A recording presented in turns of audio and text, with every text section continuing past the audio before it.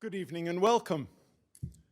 How strange it is to be standing up here where in April I stood and said I was retiring. It was indeed true, and I've spent a very enjoyable intervening few months, but I'm here today to introduce the evening of eminent speakers from the academic and museum worlds who've come together to honor one of the great characters of the Islamic art field, and to speak briefly myself about Sheikh Nasser al-Sabah and his relationship with Christie's and the market.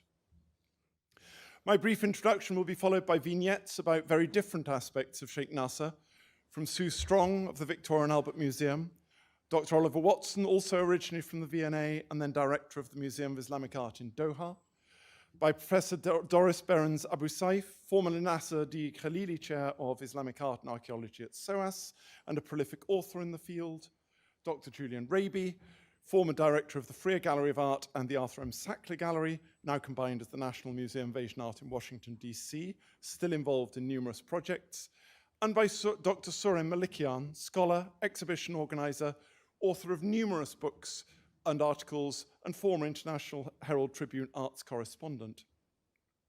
Our final speaker is Katie Marsh, a person who's been a linchpin of Sheikh Nasser's activities, artistic and otherwise, for many decades, and it's through Katie that this evening has been facilitated.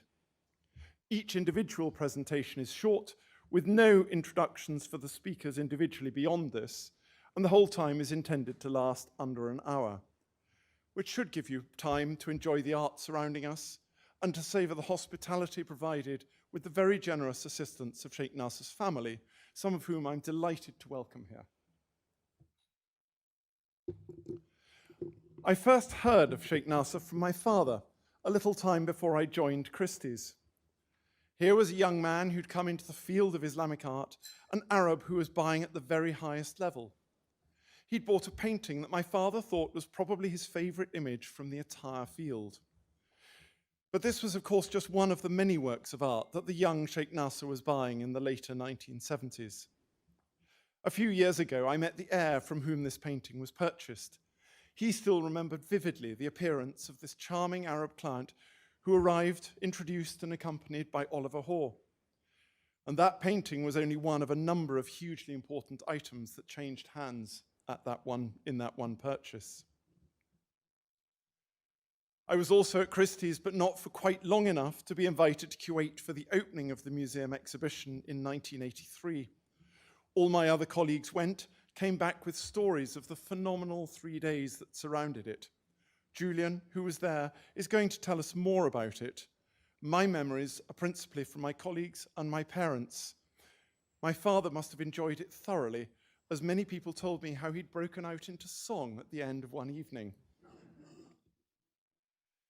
Sheikh Nasser was not only buying works of art. His investment office, which was at that time where Katie worked, was actively and subtly buying up shares in Christie's, which had only recently gone public. This was done under various names, but there came a time where his combined holdings reached and exceeded the limit above which you have to declare yourself, and so he became known. My first encounter with this phenomenal collector, who's also part owner of the company, was for me completely unexpected, but in hindsight, very typical. He came into the front counter, unannounced, and wanted to see what we had in the warehouse. At that time, the Islamic sales at Christie's were, to be honest, not particularly impressive, and the warehouse was relatively bare. But I remember well his coming down and taking pleasure in this relatively unassuming engraved tinned copper bowl, handling it carefully, rolling it over in his hands, and loving the intricacy of the engraving. And it was that personal touch that really made an impact on me that first time. But the love of not just the masterpiece, but also the academic fragment, I believe is something that Oliver is going to say more about. I became more aware of it when I and our consultant, the late lovely Rafe Pinder-Wilson, traveled together to Kuwait to go through the Kofler Truniger collection of Islamic art. There were, of course, masterpieces, like the piece on the left, but it was the inclusion of fragments like the other 4 items on the screen that he loved taking time off from his work to discuss with Rafe. Time and time again at auction, he would suggest He would select fascinating items that were not necessarily masterpieces, but which were very rare and demonstrated features not seen elsewhere. The two jades on the screen are typical.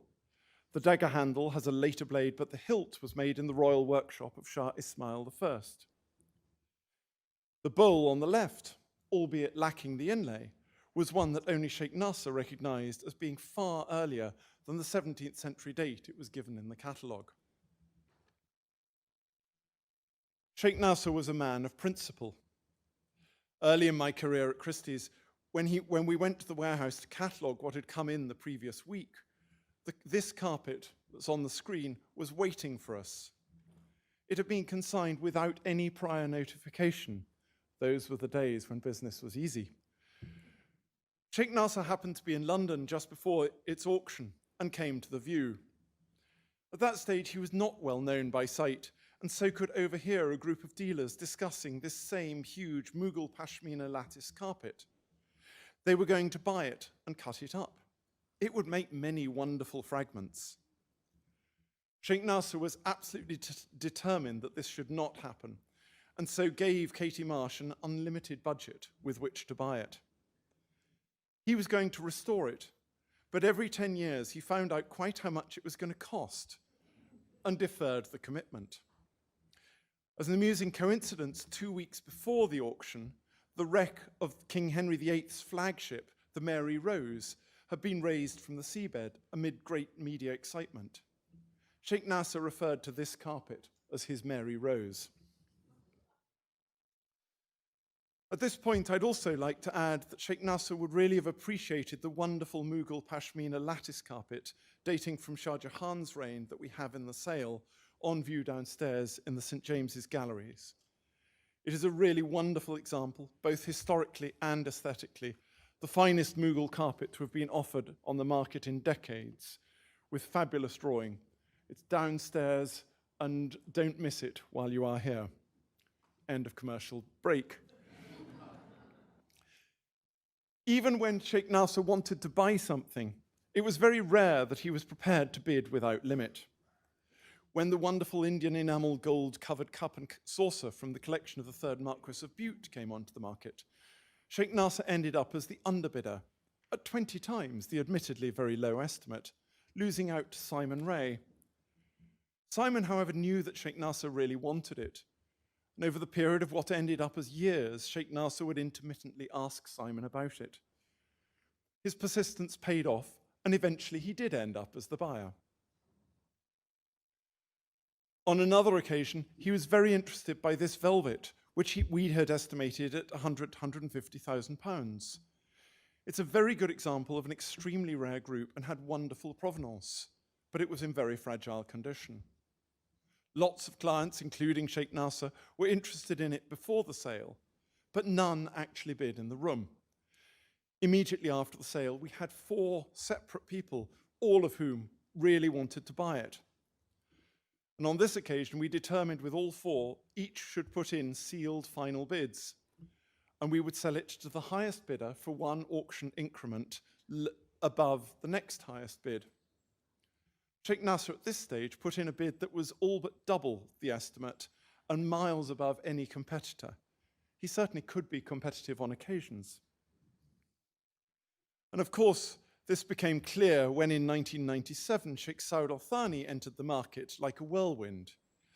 It was physically apparent to all of us in our first Arts of India sale.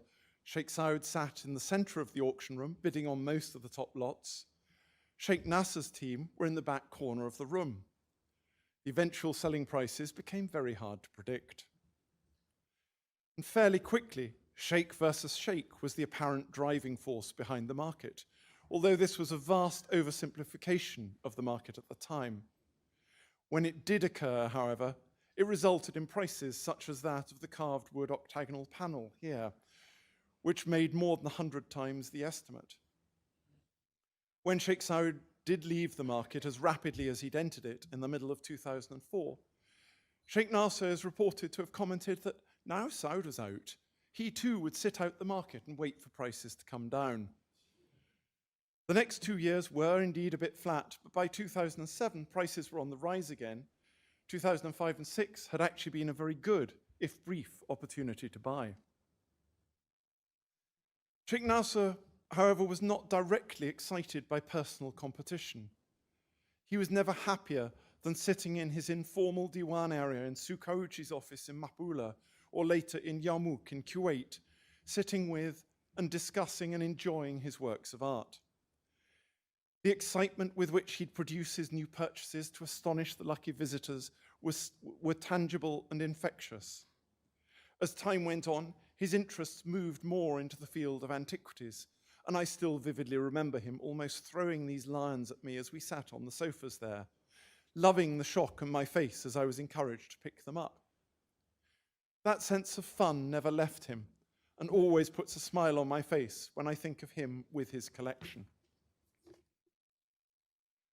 Throughout this entire journey, Sheikh Nasser was accompanied by Sheikh Hussa.